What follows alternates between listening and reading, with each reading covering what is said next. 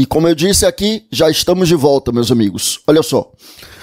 Bem, então, nossa lei, então, como eu dizia aqui, volte comigo aqui para a tela, é uma lei da terceira geração. Qualquer infração penal pode ser antecedente ao crime de lavagem.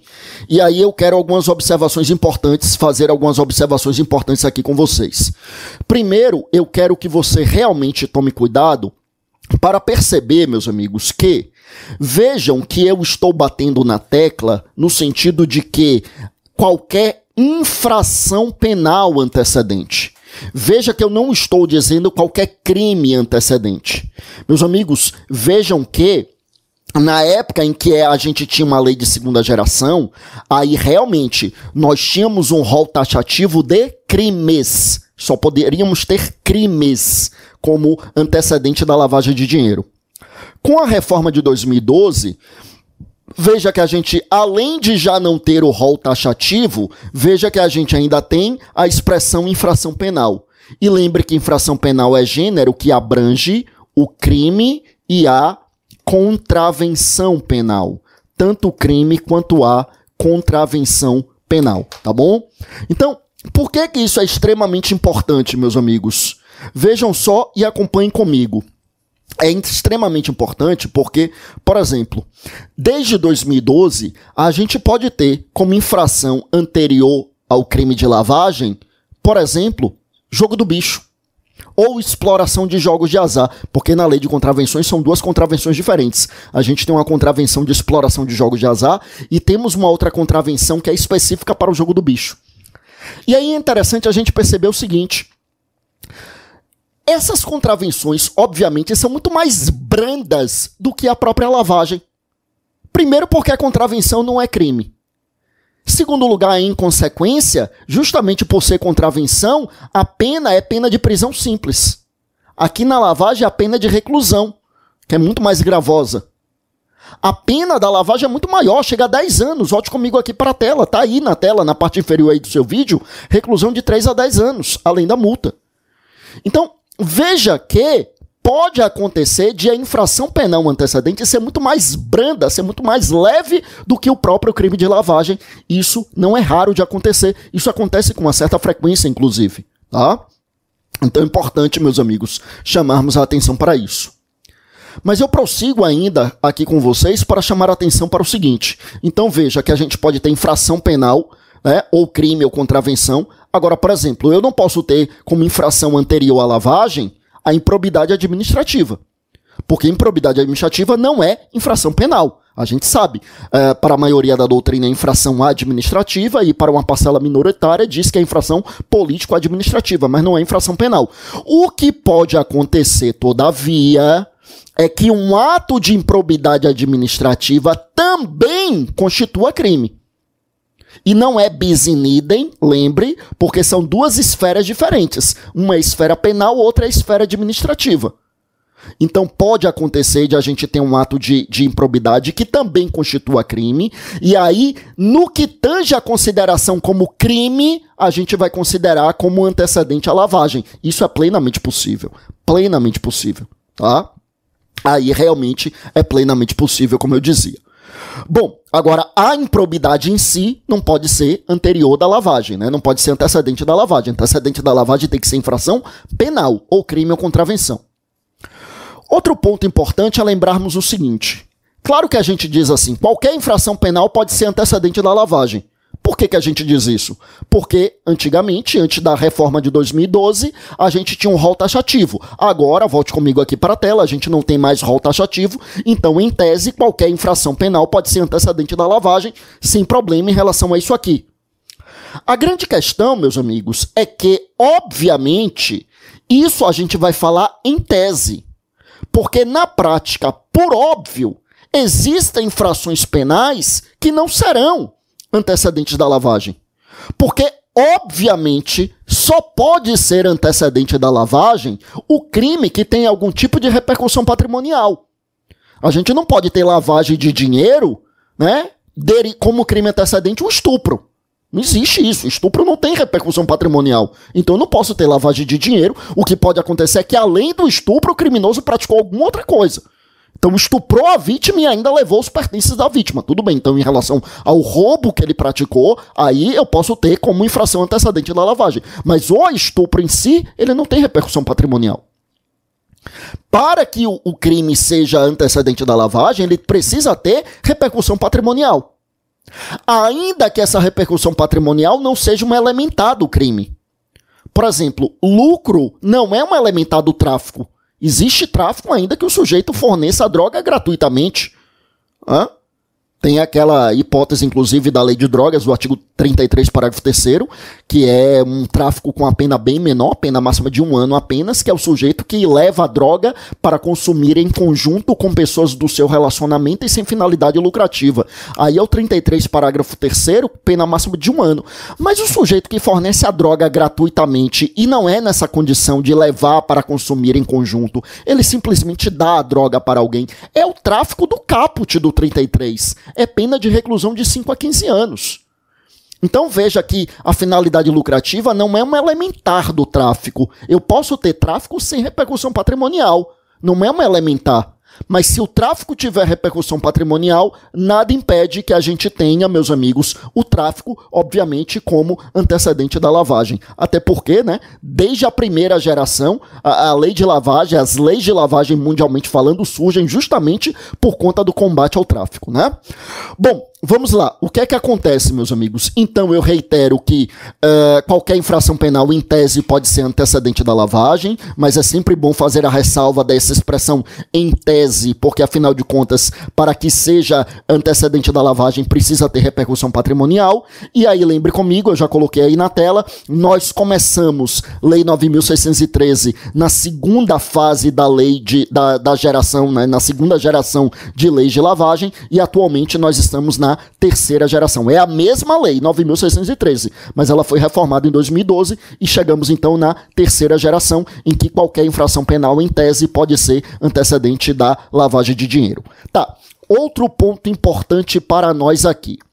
Outro ponto importante aqui para nós, meus amigos, é que a nossa lei de lavagem ela tem uma grande particularidade.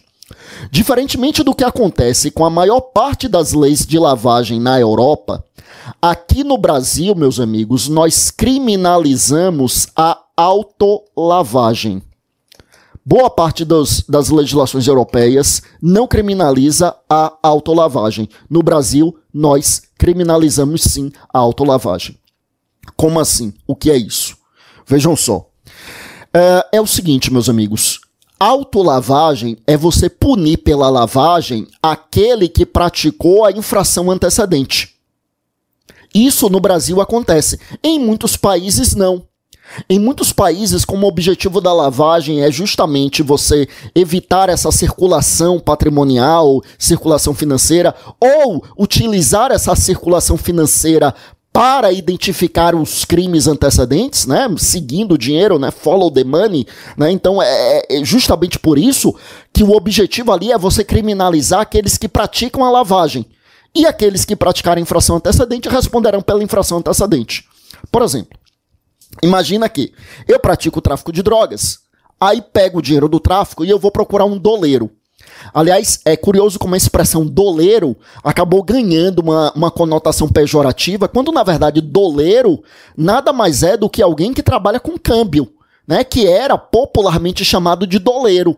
Ou seja, uma atividade ilícita, desde que observe, obviamente, todo o regramento do Banco Central.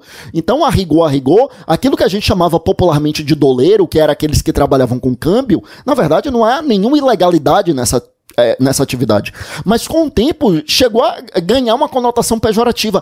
Tal era a quantidade de pessoas que operavam câmbio e que acabavam se envolvendo em crimes, particularmente aqui os crimes de ou evasão de divisas, lá da lei de crime com sistema financeiro, ou aqui na lavagem de dinheiro. Então vamos imaginar. Eu pratico tráfico de drogas, pego o dinheiro do tráfico, procuro um doleiro, alguém que opera com câmbio e remessa de dinheiro para o exterior. E aí eu digo pro cara, olha, eu tô com esse dinheiro aqui, né, sou traficante, eu pratico tráfico, vou jogar limpo aqui com você, pra você saber exatamente onde está pisando, então meu dinheiro vem do tráfico e eu quero pegar esse dinheiro e quero aí dar uma roupagem lícita. Aí o doleiro chega e vem, não, tudo bem, vamos fazer o seguinte, a gente vai abrir umas offshores no exterior, lá nas Ilhas Caimã. E aí com essa offshore vai estar no nome de um laranja. Esse laranja vai ser alguém que você vai indicar e que vai lhe dar uma procuração para você operar. Muitas vezes a procuração nem é para o próprio traficante, é para um outro laranja, né? É outra pessoa a mando do traficante. E aí abre a offshore lá, e a offshore é uma empresa de fachada que... Offshore não necessariamente é empresa de fachada. No meu exemplo é empresa de fachada, tá? As offshore são empresas que são abertas muitas vezes em paraísos fiscais para questões de elisão fiscal, mas também de evasão de divisas. Elisão não é crime, tá? Mas sonegação é crime, a evasão de divisas é crime. Então o cara abre um offshore e aí a offshore vai prestar serviço de consultoria. Presta porcaria nenhuma, é tudo fachada. Mas nessa serviço de consultoria, aí o doleiro então manda dinheiro pra lá, porque para todos os efeitos tem um fulaninho que é um laranja, que é semi-analfabeto, não sabe consultar coisa nenhuma, mas para todos os efeitos é o cara que prestou consultoria e recebeu X daquela empresa offshore. E a empresa offshore que recebeu dinheiro por evasão de divisas, ou seja, um dinheiro encaminhado para o exterior de forma ilícita, aí paga supostamente esse consultor, que é a forma de lavar o dinheiro para o dinheiro voltar para o Brasil, entre aspas, licitamente, tá? Ou seja, o que é que nós temos aí? Eu tenho um cara que é traficante e que entrega o dinheiro na mão do outro cara, o doleiro, e o doleiro faz toda a lavagem. No Brasil, a gente vai punir pela lavagem o doleiro e o traficante. Punir o traficante, que é o cara que praticou a infração anterior, é o que a gente chama de autolavagem. Veja, como eu disse, em muitos países, a autolavagem é mero exaurimento da infração antecedente. Na maior parte dos países europeus, a legislação sobre a lei de lavagem, o cara que praticou o tráfico entrega o dinheiro para o doleiro faz isso, na maioria dos países o doleiro responderia pela lavagem e o traficante responderia pelo seu tráfico. E para o traficante, essa lavagem seria mero exaurimento, ou seja, um pós-fato impunível. No Brasil, relembre, não é assim. No Brasil, a gente vai punir pela lavagem tanto aquele que só fez a lavagem, quanto aquele que praticou a infração antecedente. Quem praticou a infração antecedente também responde pela lavagem, é o que a gente chama de autolavagem, tá? Obviamente, o sujeito que só praticou a lavagem, o doleiro do meu exemplo, ele não responderá pelo tráfico. Ele só responderá pela lavagem. Mas o traficante responderá pelo tráfico e pela lavagem, tá? Então, punir pela lavagem aquele que praticou a infração antecedente é o que a gente chama de autolavagem, tá? Bom, outro ponto importante que eu quero que você lembre aqui sobre lavagem de dinheiro, meus amigos. O outro ponto importante que eu quero que você lembre é o seguinte: de vez em quando, eu já vi isso ser cobrado em prova de concurso, vão lhe perguntar lá sobre a teoria da cegueira deliberada. Cegueira deliberada, eu quero que você lembre que ela também é chamada de teoria do avestruz ou de teoria das instruções do avestruz. O que é isso, meus amigos? Vejam bem. Cegueira deliberada ou instruções do avestruz ou simplesmente teoria do avestruz. O que é isso? Bom, teoria da cegueira deliberada, meus amigos, é aquele sujeito que não enxerga porque ele não quer enxergar. É aquele sujeito que não quer ver. Ele precisa, né, ficar sem enxergar. Então, sabe o que é cegueira deliberada? É, por exemplo, aquele caso que eu trouxe, né? Então, imagina, eu sou um traficante, eu chego para um doleiro e digo, olha, eu pratico...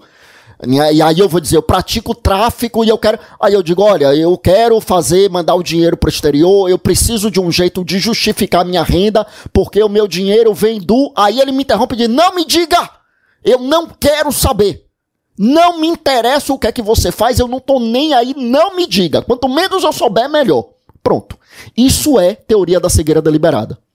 É aquele sujeito que não quer ver. Ele faz questão de não saber, porque para ele, na visão dele, quanto menos ele souber, melhor.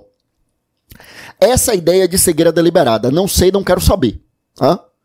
Por que é chamada de teoria do avestruz ou teoria da instrução do avestruz? O avestruz é aquela ave que, de acordo com o imaginário coletivo, coloca a cabeça embaixo da terra para pegar comida. Né? Já vi, pesquisando sobre teoria da cegueira deliberada para escrever o nosso livro, Legislação Criminal para Concursos, eu descobri que, na verdade, o avestruz não coloca a cabeça embaixo da terra. Isso, na verdade, é uma criação do imaginário popular. O avestruz, ele abaixa totalmente a cabeça para pegar comida na terra, e como ele abaixa tanto e não, de longe você não consegue ver, a gente imagina que ele enfiou a cabeça embaixo da terra. Mas, enfim, no imaginário coletivo, o avestruz coloca a cabeça embaixo da terra. Então, o que é cegueira deliberada? É agir como um avestruz. Eu enfio a cabeça debaixo da terra para não enxergar o que está acontecendo. Isso é teoria da cegueira deliberada. Bom, a nossa lei, de acordo com a nossa lei, nós temos uma compatibilidade com a teoria da cegueira deliberada. Significando dizer que aquele que age de forma deliberadamente cega responde pela lavagem de dinheiro. E aí, meus amigos, existe um acendrado discurso em torno de uma discussão para sabermos qual é a natureza jurídica da teoria da cegueira deliberada. Para a maioria, que é o que me parece relevante para o concurso público, para a maioria, na cegueira deliberada nós temos uma manifestação de dolo eventual. Porque há autores críticos da teoria da cegueira deliberada que vão dizer que a cegueira deliberada ela seria inconstitucional por consagrar uma hipótese de responsabilidade penal objetiva. Como nós sabemos, a responsabilidade penal objetiva é incompatível com a nossa Constituição, porque, afinal de contas, pela nossa Constituição, nós temos a responsabilidade penal pessoal. Tá? Então, a responsabilidade penal objetiva, ela é incompatível com a Constituição. Há autores que defendem a ideia de que a cegueira deliberada, ela seria inconstitucional por consagrar uma responsabilidade objetiva, ou seja, uma responsabilidade sem dolo e sem culpa. Ou seja, se o cara diz eu não quero saber, se ele não tem consciência, ele não deveria responder. Não é isso que vale para o concurso. Para o concurso, o que vale é que quando o sujeito diz não sei, não quero saber, isso é uma manifestação de dolo eventual. Por que é dolo eventual? Seguramente você vai lembrar comigo lá do artigo 18 do Código Penal, que ao tratar de dolo, e aí particularmente do dolo eventual, diz que o agente assume o risco de produzir o resultado. E a doutrina vai nos explicar de uma forma mais detalhada que quando se diz assumir o risco, leia-se ser indiferente para com o resultado. Inclusive tem uma expressão doutrinária bastante interessante, né? A doutrina nos diz que quando a gente fala desse tema, né, quando a gente trata dessa temática, quando a gente traz uma situação em que a gente realmente tem a indiferença para com o resultado, que é o dolo eventual, é como se o agente estivesse dizendo: der no que der, não deixo de agir. Der no que der, não deixo de agir, né? Der no que der, não deixo de agir. Ou seja, eu sei que o resultado pode acontecer e eu me coloco em uma postura de indiferença em relação a isso. Eu sei que o resultado pode acontecer e eu não tô nem aí. Der no que der, não deixo de agir. E veja que realmente na teoria da cegueira deliberada a gente tem muito disso. A partir do momento em que eu, que pratiquei o tráfico, no meu exemplo, vou dizer para o doleiro do meu exemplo, olha, e eu quero mandar o dinheiro porque eu quero uma forma de justificar meu patrimônio, porque meu dinheiro vem do... Aí ele me interrompe e diz, eu não quero saber. Olha, a partir do momento em que ele se nega a saber, né, não é que ele não sabe porque ele não teve acesso à informação, ele se negou a ter acesso à informação. A partir do momento em que ele faz isso, meus amigos, né, vejam que com isto, nós estamos diante de uma situação na qual, eu repito, de uma situação na qual, veja só, ele age com indiferença para com o resultado. Der no que der, eu não deixo de agir.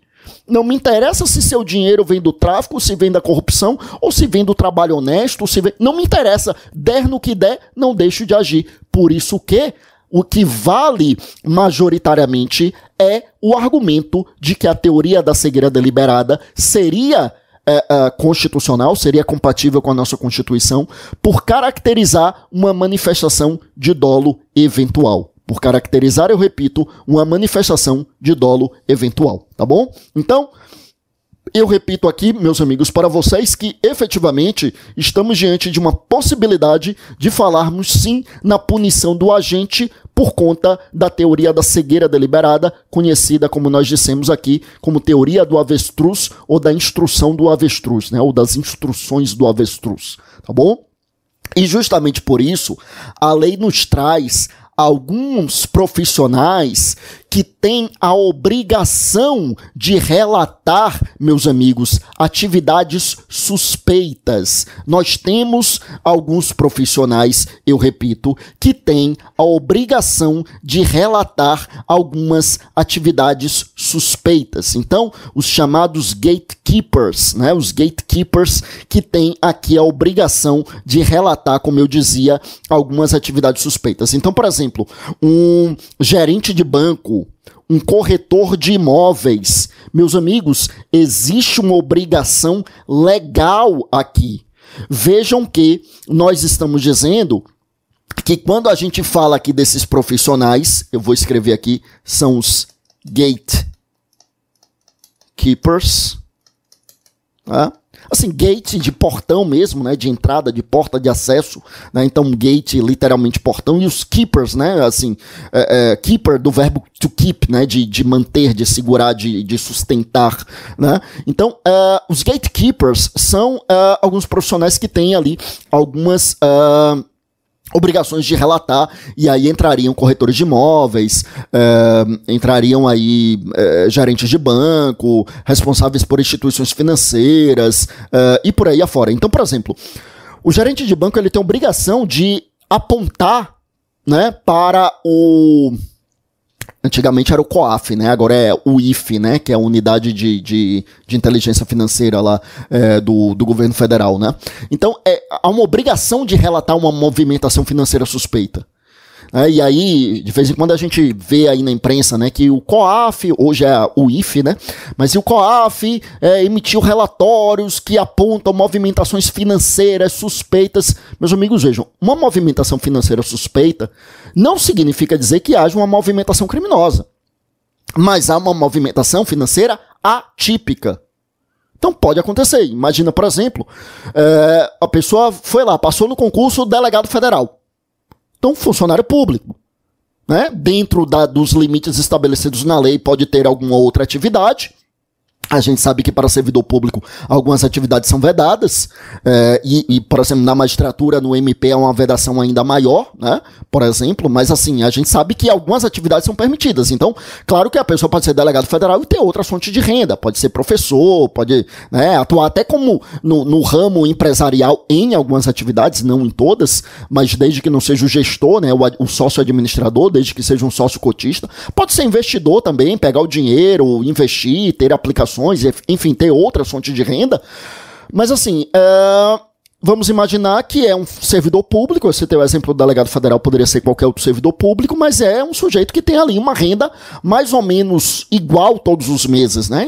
Uns meses ganha mais, porque tem alguma renda extra, uns meses ganhou o dinheiro das férias, outro mês ganhou ali o dinheiro, sei lá, do 13º, mas uma renda mais ou menos, né, parecida ali com o salário ali do serviço público, do cargo que ele ocupa. Só que aí vamos imaginar que acontece uma tragédia e os pais do cara morreram. E os pais do cara deixaram para ele, que era filho único, uma herança de 5 milhões de reais. E aí, da noite pro dia, cai na conta do cara 5 milhões de reais.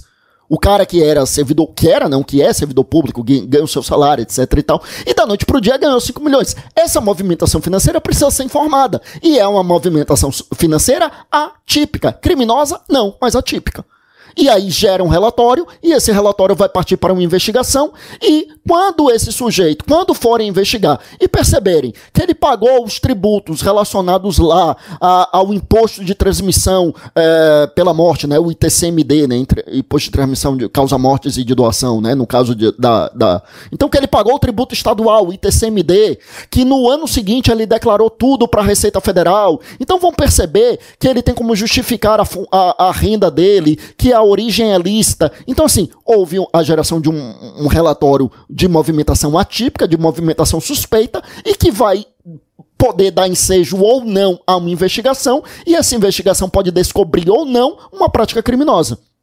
Assim, eu atuo em uma vara federal na área criminal já há muitos anos e assim, já julguei uma série de casos envolvendo lavagem de dinheiro e a larga maioria dos processos envolvendo lavagem de dinheiro se iniciaram a partir de relatórios, à época ainda do COAF. Né? Hoje o IFE, mas a maioria gerou a partir daí. Bom, uma grande discussão era saber se ingressariam aqui como gatekeeper também os advogados. Os advogados ingressariam aqui, meus amigos, também com essa obrigação de algum modo aqui nós termos, meus amigos, essa obrigação de informar. Efetivamente, nós poderíamos ter isso aqui. O advogado, ele tem obrigação de informar também o que acontece. E aí é extremamente importante nós salientarmos isso, porque, assim, o sujeito tem um direito de defesa. Então, há quem defenda aqui, meus amigos, uma distinção, há quem defenda em doutrina uma distinção no que se refere aqui ao trabalho do advogado. Quando a gente fala no advogado de consultoria e advogado de contencioso. E aí há quem defenda em doutrina que o advogado do contencioso, realmente ele não tem como informar alguma atividade atípica ou ilícita do seu cliente. Porque, primeiro, que viola a prerrogativa profissional do advogado. Segundo, que você quebra totalmente o direito de defesa do réu. Porque imagina, se o cara que vai defendê-lo é o cara que tem a obrigação de relatar que ele cometeu ilícito, então ele não tem direito de defesa nenhum. Seria melhor ficar sem advogado. Então, claro que esse advogado do contencioso, ele não teria a obrigação de informar. Mas há quem defenda que o advogado do consultivo tem. Que o advogado do consultivo, ele tem a obrigação de informar essas movimentações que ele considera atípicas, que ele considera ilícitas. Por enquanto, não é isso que tem prevalecido. Até porque, na época, a OAB atuou também, defendendo ali as prerrogativas da atuação do advogado. O que tem prevalecido é que o advogado não funciona aqui como um gatekeeper. O advogado, ele não tem obrigação aqui de informar essas atividades, porque isso violaria a prerrogativa profissional do advogado e também violaria ali o direito de defesa do seu cliente. Evidentemente, o advogado não tem obrigação de informar aquilo que ele está percebendo, mas ele tem obrigação de orientar para que não se faça. É necessário ter cuidado, porque o advogado, quando atua exclusivamente como advogado, evidentemente ele não está praticando crime. Mas se ele é uma pessoa que orienta a prática do ilícito, ele entra como criminoso sim, indubitavelmente, tá? Então, esse é um ponto mais importante aqui para nós. E aqui eu já estou percebendo que nós estamos caminhando aqui para encerrarmos mais um bloco, mas eu já quero trazer aqui, meus amigos, o seguinte. Veja quantos tópicos relevantes nós falamos aí. Eu já quero voltar no nosso próximo bloco, eu vou caminhar para fechar esse bloco agora. Eu já quero voltar falando da questão das fases da lavagem de dinheiro.